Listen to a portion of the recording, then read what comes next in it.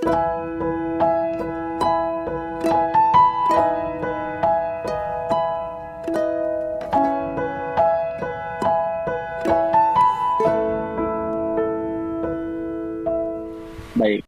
mari Bapak Ibu Saudara sekalian yang dikasihi Tuhan, kita berdoa bersama masuk dalam firman Tuhan.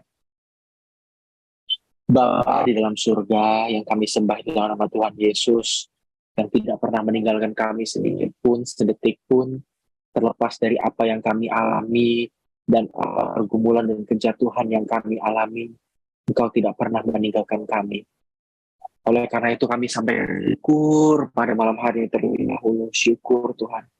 Terima kasih banyak untuk segala yang Kau berikan, termasuk belas kasih dan kesabaran Tuhan.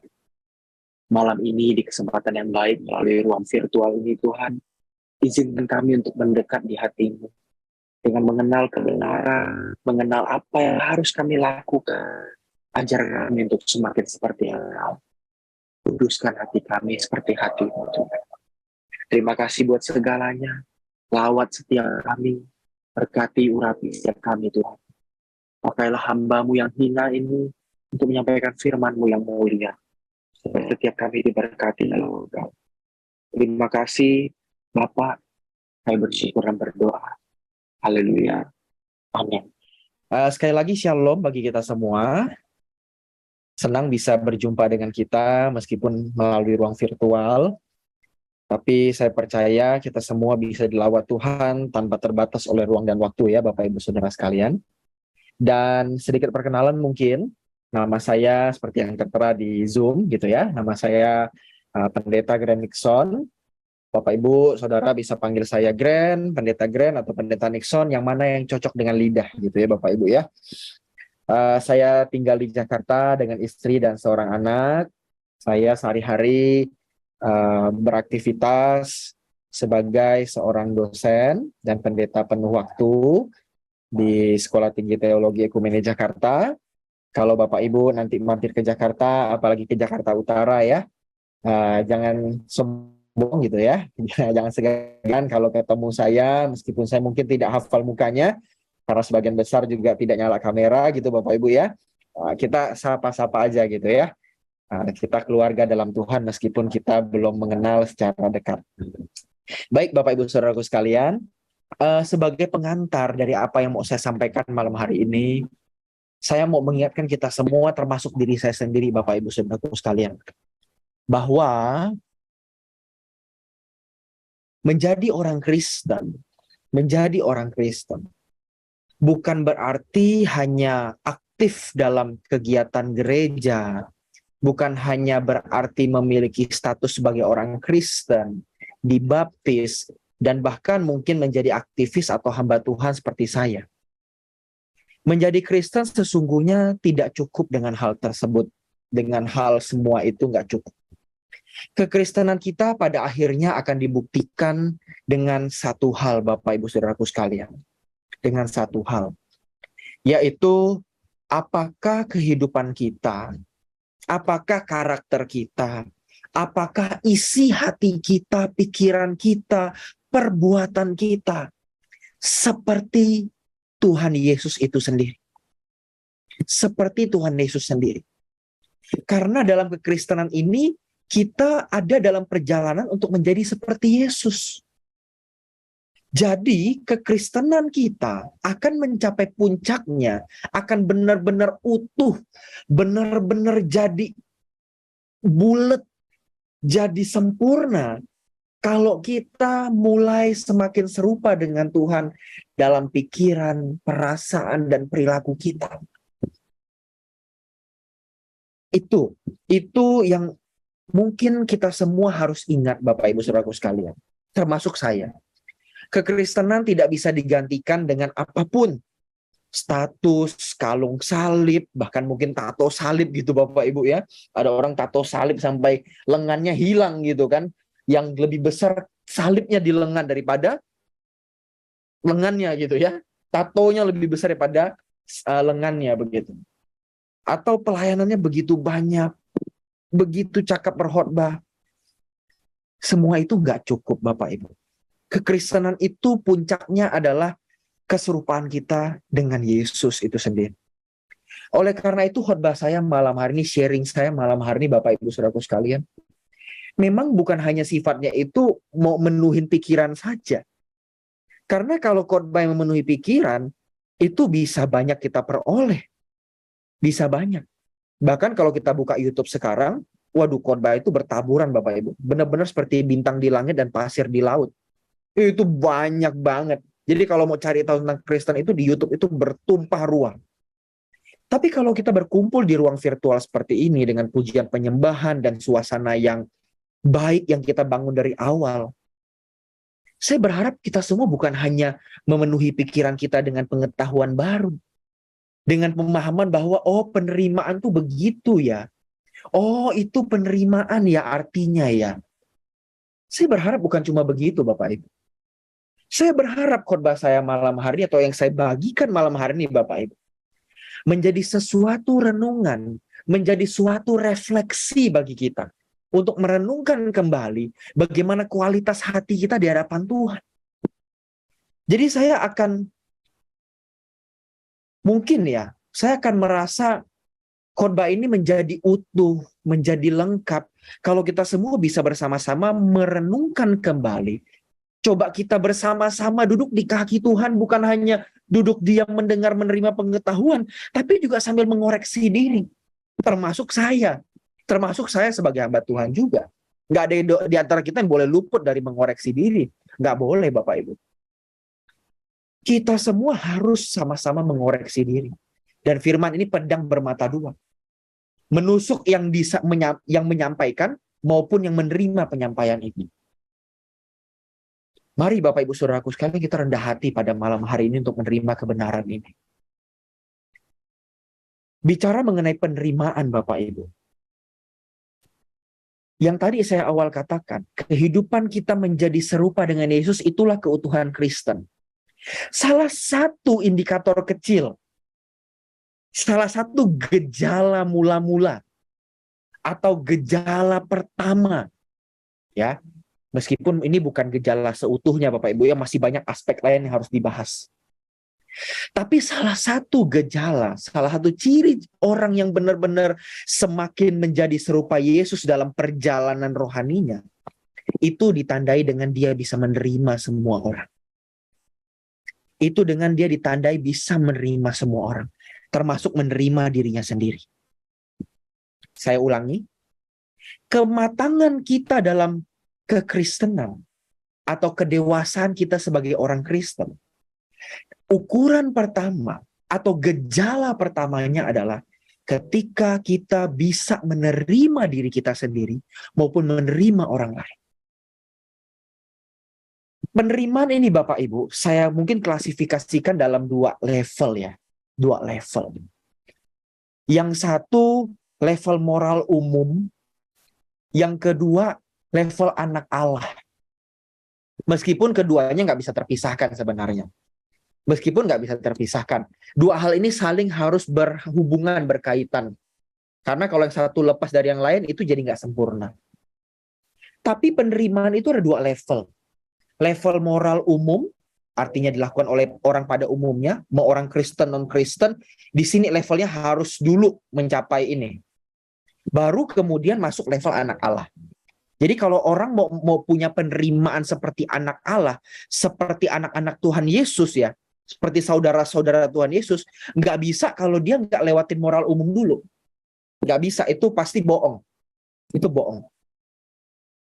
Dia menerima orang seperti Yesus menerima itu nggak mungkin.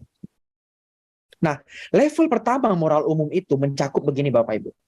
Menerima semua orang tanpa pandang bulu.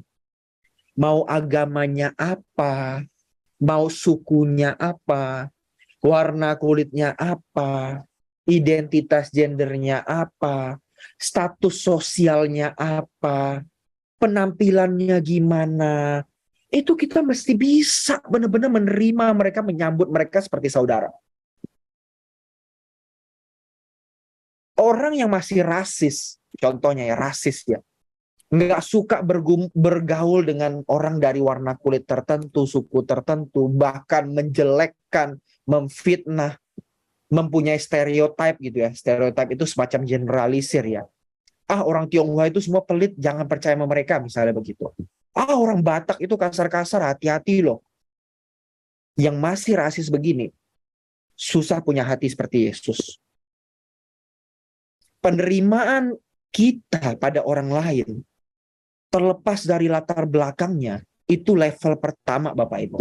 Level pertama yang harus kita miliki kalau kita mau menerima orang lain. Orang non-Kristen pun bisa punya penerimaan sejenis ini Bapak Ibu. Bisa punya. Bisa.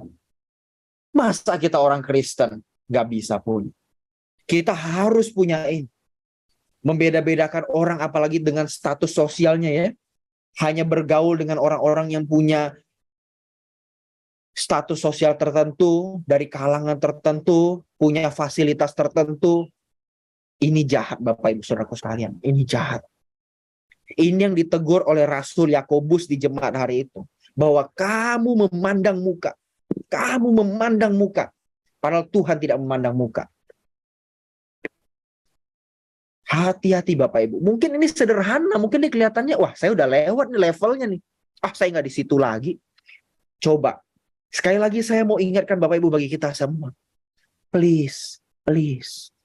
Malam hari ini bukan memenuhi pikiran. Bukan cuma, gitu ya. Tapi coba cek hati kita. Coba check up. Spiritual check up. Itu aku bukan ya. Jangan kayak suami istri duduk di gereja, kalau firmannya buat si suaminya dia coel gitu. Tuh buat lu tuh firmannya tuh. Iya kan? Tuh firmannya buat lu, bukan buat gue. Gitu ya. Tuh firmannya tuh kata si suami. Waktu istrinya yang ditegur giliran, tuh firman buat lu. Cepet lu bertobat. Jadi suami, sebelum lu dipanggil Tuhan gitu kan. Kita sama-sama cek hati. Apakah kita masih membedakan orang Bapak Ibu? Lihat latar belakang orang, warna kulit, suku, agama, status sosial masih ada nggak? Kalau masih ada, yuk berbenah yuk. Ini penerimaan level awal. Kalau orang aja masih punya hati melihat orang yang lebih miskin atau lebih kaya ya. Jadi bukan cuma orang kaya nih. Orang miskin pun kalau lihat orang kaya kesel, iri, cemburu, itu pun bengkok hatinya. Itu pun bengkok.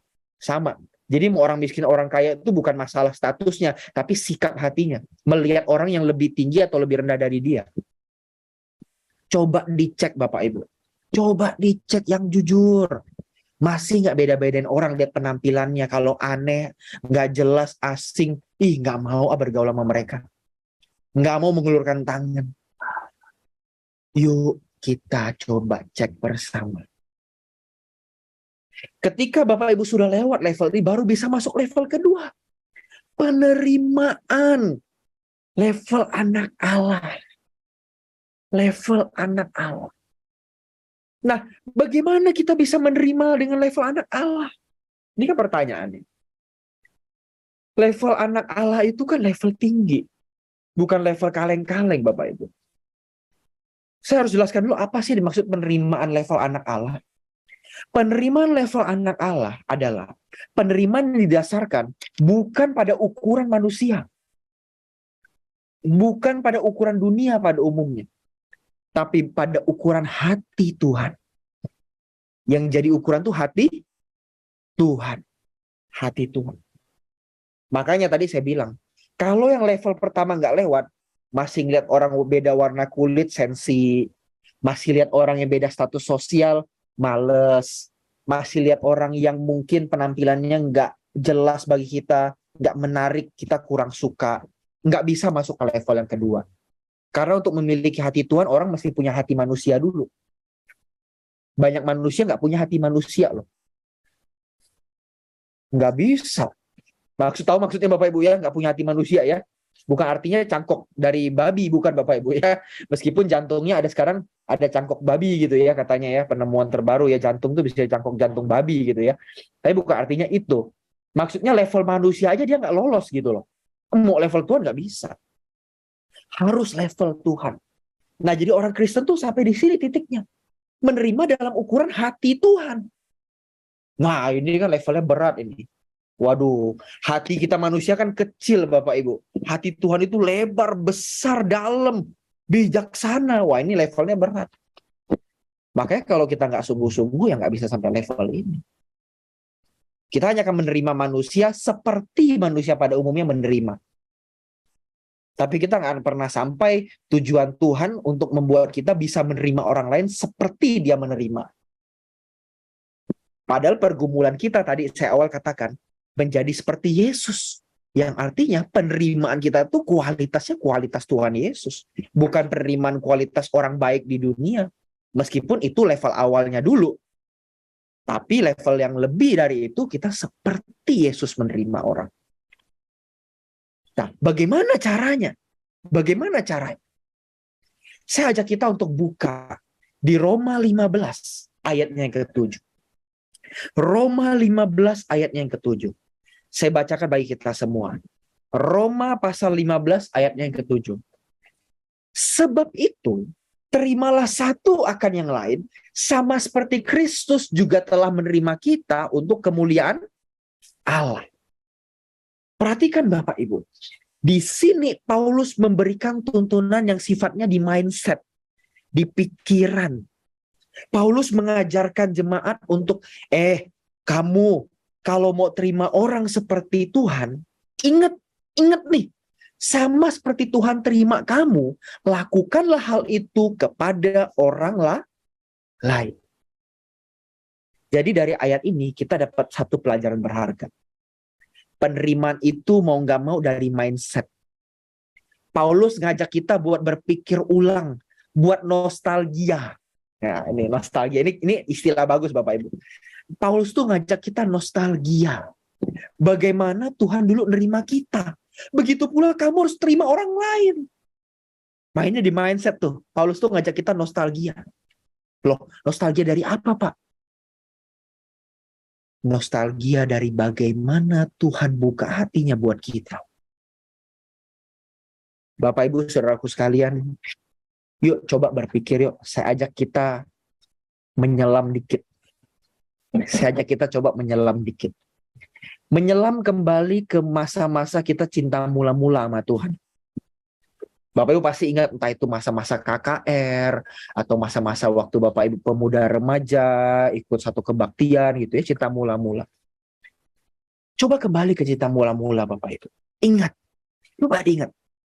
Ketika Bapak Ibu mengalami cinta mula-mula, bukankah cinta mula-mula itu lahir ketika kita merasa begitu berdosa, harusnya terima lagi sama Tuhan.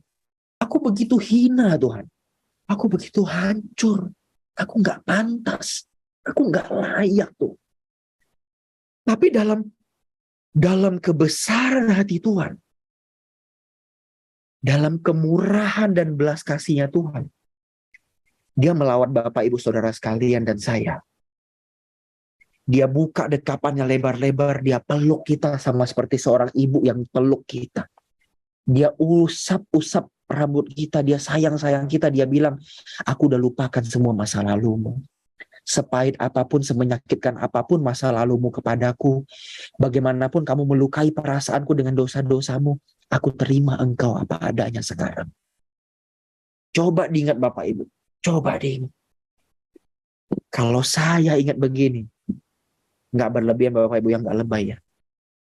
Air mata tuh ngembang di mata. Air mata tuh ngembang di sini. Ngembang. Kenapa?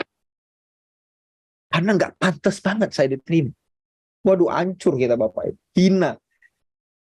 Sampai tadi saya doa aja Bapak Ibu. Bapak Ibu mungkin ya pernah dengar juga doa serupa kali ya. Saya bilang, Tuhan, pakai hamba-Mu yang hina ini untuk menyampaikan firman-Mu yang mulia. Saya sering ucapin doa ini karena saya sadar saya belum seperti Yesus. Kualitas penerimaan saya kadang-kadang ciut. Saya lupa kadang-kadang bagaimana Tuhan terima saya. Saya menerima orang pakai standar saya sendiri, bukan standarnya Tuhan. Mindset saya dipenuhi dengan, dia nggak tahu diri, udah dibantu masih nggak tahu diri. Dia udah dikasih hati minta jantung, dasar manusia nggak tahu diri. Pakai standar saya, pakai pikiran saya, pakai hatinya saya. Ketika saya baca lagi ayat ini, waktu saya persiapan saya baca lagi. Aduh Bapak Ibu, kok gitu ya kita ya?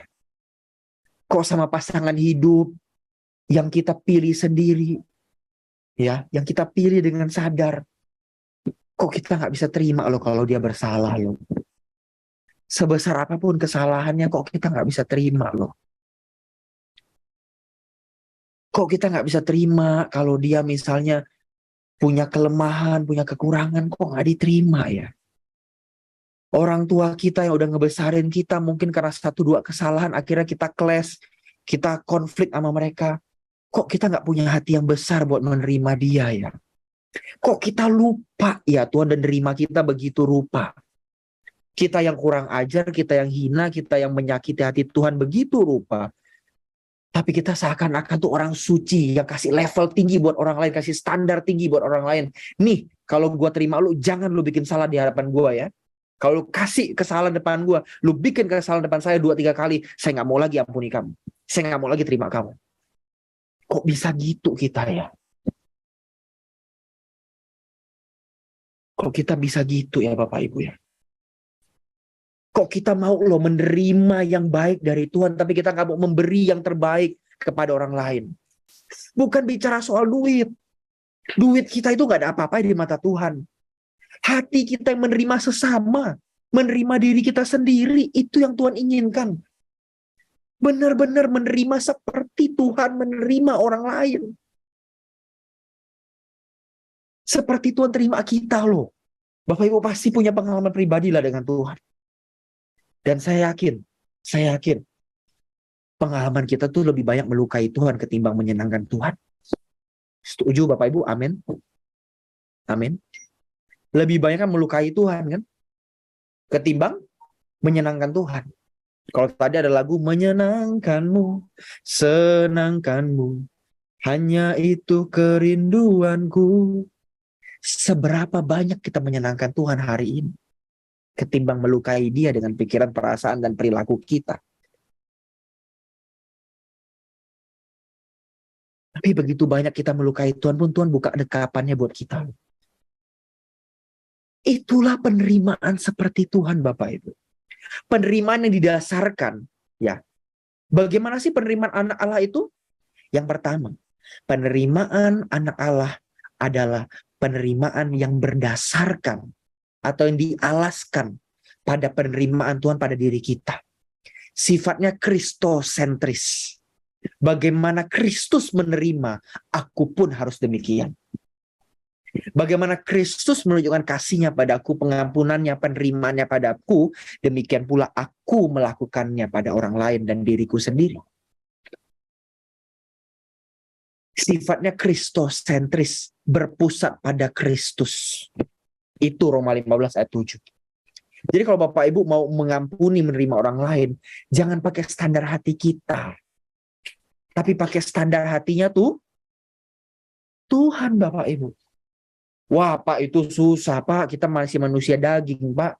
Betul, setuju Bu, saya juga manusia daging sama. Kebetulan kita sama-sama masih injak tanah nih. Tapi itulah gunanya ada Roh Kudus Bapak Ibu. Dia memampukan kita.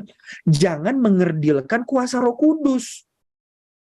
Jangan mengerdilkan kuasa Roh Kudus. Roh Kudus mampu membalut hati kita dan mampu membuat kita menerima orang lain. Seperti Kristus menerima orang lain, menerima kita. Kalau kita bisa bilang, aduh nggak bisa, aku nggak bisa Pak, pasti aku gagal, pasti aku, aduh terlalu sakit. Di saat itulah kita sedang mengerdilkan kuasa Roh Kudus. Kita membonsai kuasa Roh Kudus. Jangan sampai kita membonsai kuasa Roh Kudus Bapak Ibu. Standar kita tuh Tuhan Yesus. Kita harus terus buka hati kita, ubah mindset kita. Bukan mindsetnya itu aku mengampuni, menerima karena aku pengen menerima. Kalau nggak bisa lagi ya udahlah aku nggak usah terima. Ya wajar dong, dia udah nyakitin saya udah beberapa kali ini. Ini bukan kesekian kalinya, udah banyak ini. Nggak bisa diampuni. Nggak bisa diterima lagi orang ini. Kristosentris. Kristus sentris. Sampai satu titik Bapak Ibu, nature kita atau kodrat kita itu udah nggak bisa lagi nggak nerima orang. Kalau orang terus berubah ya, mindsetnya diubah terus bahwa aku harus seperti Yesus, penerimaanku berpusat pada Yesus, penerimaanku berpusat pada seperti Yesus terima aku, begitu juga aku terima orang. Wah, diubah terus mindsetnya ya, dibersihkan, dimurnikan terus tuh dari pikiran-pikiran negatif yang menyimpang, yang salah ya. Lama-lama Bapak Ibu, kita sampai pada titik tidak bisa tidak menerima orang. Saya ulangi, kita sampai di titik tidak bisa tidak menerima orang. Selalu hati itu kayaknya luas. Nggak mengampuni justru galau. Nggak menerima itu justru susah hati. Takut, nggak tenang, nggak plong. Sampai di sini itu yang diubah itu akhirnya nature kita. Kodrat kita yang diubah. Bukan sekedar perilaku. Nah inilah bedanya Bapak Ibu. Penerimaan versi dunia sama anak Allah. Kalau versi anak Allah diubah sampai kita tuh udah nggak bisa lagi buat membenci orang. Nggak menerima orang tuh kita udah nggak bisa lagi. Kodrat kita, nature kita yang akan diubah oleh Tuhan melalui firman dan Roh Kudus. Jadi bukan sekedar perilakunya. Oh ya udah aku terima kamu. Perilakunya kan. Tapi hatinya belum diubah. Nah Tuhan tuh akan mengubah, ingin mengubah. Di situ Tuhan akan mengubah. Target Tuhan tuh diubah sampai hatinya benar-benar putih bersih. Itu Bapak Ibu. Penerimaan itu hal yang gampang diucapin. Tapi sulit dilakukan. Setuju Bapak Ibu ya? Setuju ya? Tapi malam ini siapa yang mau berjuang Bapak Ibu? Kita semua pasti mau berjuang. Sama lah kayak orang mengucapkan janji nikah Bapak Ibu ya di altar ya. Bapak Ibu pasti pernah menyaksikan paling tidak sekali di sumur Bapak Ibu orang mengucapkan janji nikah. Wah itu kan manis banget Bapak Ibu ya. So sweet ya. So sweet. Aku menerima engkau, istriku. Aku menerima engkau, suamiku. Dalam keadaan susah maupun senang, ya kan? Sakit maupun sehat. Malang ataupun untung. Nah, itu baru mulutnya. Mulutnya yang nerima Bapak Ibu. Itu baru mulutnya, ucapannya yang nerima. Buktinya kapan? Pembuktiannya kapan dia menerima? Sepanjang umur pernikahan mereka. Sepanjang hidup.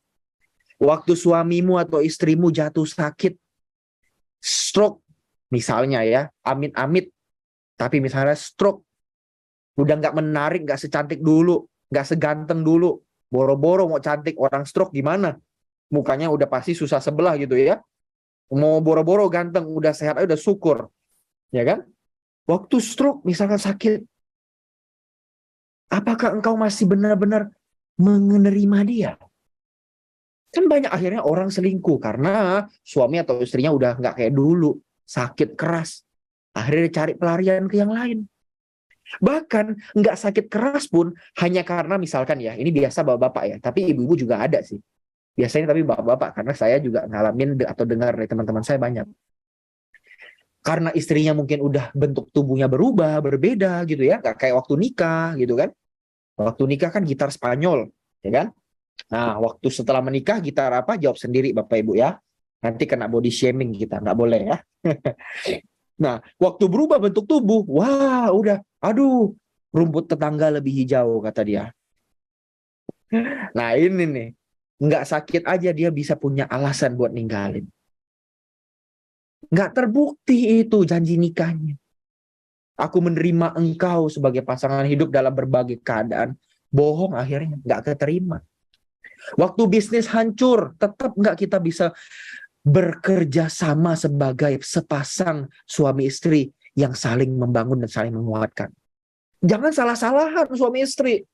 Wah, lu sih. Coba lu nggak investasi ke situ. Bodoh kan, ditipu kan. Wah, nyala-nyalain deh. Ribut. Seakan-akan yang salah cuma satu orang. Padahal nikmatin kalau untung berdua gitu ya. Kalau rugi yang disalahin satu orang doang gitu. Waduh, susah. Waktu bisnis jatuh susah menerima pasangan. Apalagi kalau kesalahannya karena pasangan. Yuk Bapak Ibu, penerimaan standarnya Tuhan itu bukan berdasarkan keinginan hati kita, tapi berdasarkan Kristus. Oleh karena itu mindsetnya harus diubah dulu nih. Bagaimana memiliki penerimaan seperti anak Allah? Ubah mindsetmu bahwa selera penerimaanmu bukan selera dirimu, tapi selera Tuhan. Bagaimana tahu selera Tuhan? Nostalgia ya Bapak Ibu, nostalgia. Coba ingat seberapa buruk kita dulu diterima Tuhan. Seberapa jelek kita dulu, tapi Tuhan tetap terima. Coba ingat. Coba kita ingat bareng-bareng. Dengan itu kita bisa dapat sesuatu di hati kita. Kalau dulu aku yang begitu hancur diterima Tuhan, sekarang gak ada alasanku untuk gak menerima orang lain. Orang tuaku, pasangan hidupku, sahabatku, orang-orang yang melukaiku, bahkan orang-orang yang merugikanku, aku bisa menerima mereka. Inilah yang Tuhan katakan, bahwa membenci pun itu membunuh. Itu kan level yang jauh ya. Level yang lebih tinggi daripada membunuh secara fisik. Tapi bagi anak Allah, membenci pun itu seperti membunuh. Itu kan level yang jauh tuh, lebih tinggi. Nah, milikilah mindset yang dibaharui Bapak Ibu. Bahwa kita menerima dengan selera Kristus. Caranya gimana sih ngukur selera Kristus? Udah, nostalgia aja. Nostalgia bagaimana Tuhan terima kita. Bagaimana Tuhan terima kita yang urakan ini loh. Yang gak jelas ini loh. Tuhan terima kita. Yang kedua, yang terakhir. Untuk memiliki penerimaan standar anak Allah. Jujurlah pada hati kita. Jujurlah pada hati kita.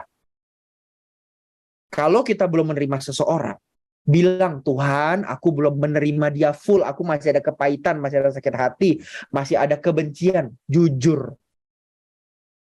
Tuhan gak akan bisa memulihkan hati kita, membuat hati kita naik ke level selanjutnya, kalau kita sendiri gak jujur sama hati kita. Waktu doa kita bilang, Tuhan, gak ada yang tersembunyi di hatimu, Tuhan. Aku sayang semua orang. Wah, suamiku, istriku, aku juga cinta, Tuhan. Tapi kalau lihat mukanya habis selesai doa, wah, dasar ini setan nih, masih hidup aja nih setan. Beda gitu ya. Selesai doa, bukannya Tuhan yang dipanggil, tapi hantu, setan. Wah, nih orang masih hidup aja, kurang ajar. Gitu kan, seringkali begitu ya. Wah, aku udah menerima dia, Tuhan. Gak ada lagi yang tersembunyi di hatiku. Gak ada lagi kebencian, Tuhan. Nah, coba nanti dibuktiin ketemu sama orang itu yang ngerugiin kita. Misalnya nipu kita, nyakitin kita. Atau mungkin pasangan yang gak sesuai ekspektasi. Jujurlah sama hati kita, Bapak Ibu. Tuhan, aku belum benar-benar pulih. Tolong bantuanmu, tolong uluran tanganmu, Tuhan, pulihkan hatiku. Pulihkan hatiku.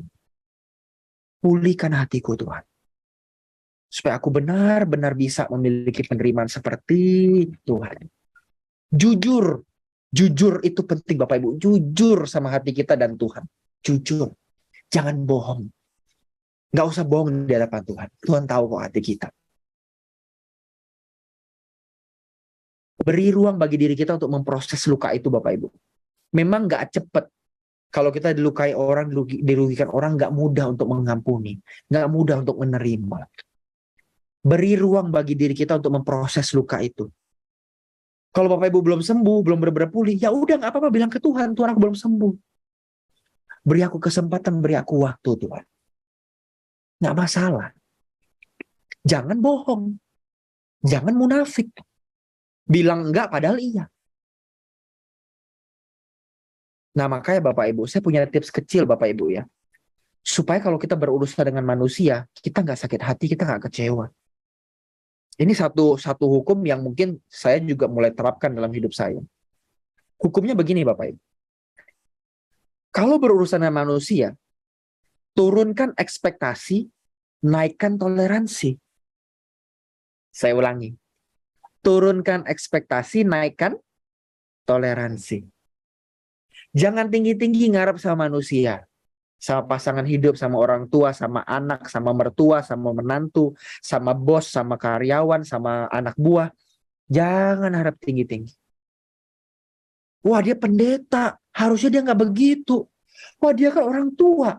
Dia kan orang paling dekat di hidupku. Kok dia begitu ya? Ekspektasimu turunkan. naikkan toleransi. Dia manusia daging yang bisa jatuh. Jujurlah sama diri kita, Bapak Ibu. Dia manusia daging.